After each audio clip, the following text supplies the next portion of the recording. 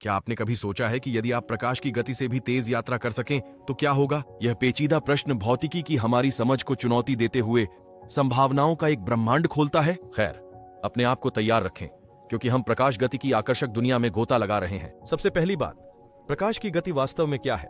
खैर, सरल शब्दों में यह है कि प्रकाश निर्वात में कितनी तेजी से यात्रा करता है।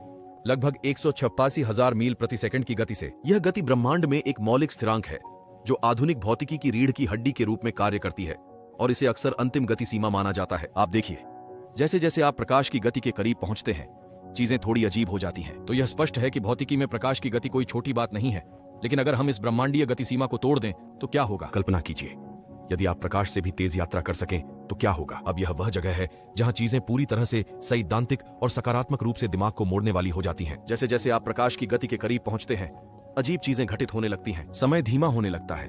इस अवधारणा को समय फैलाव के रूप में जाना जाता है। अंतरिक्ष स्वयं गति की दिशा में सिकुड़ने लगता है।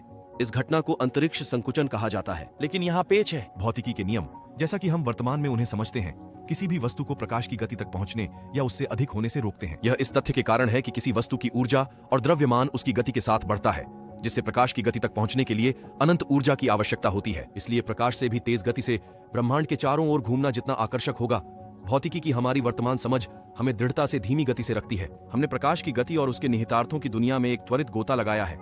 हमने पता लगाया है कि प्रकाश की गति, एक सार्वभौमिक स्थिरांक, भौतिकी के नियमों में कैसे महत्वपूर्ण भूमिका निभाती है। यदि हम इस ब्रह्मांडीय गति सीमा को पार कर सकें तो क्या हो सकता है?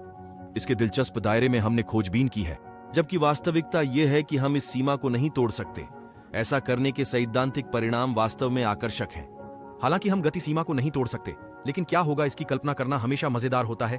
इस ज्ञानवर्धक यात्रा में हमारे साथ शामिल होने के लिए धन्यवाद।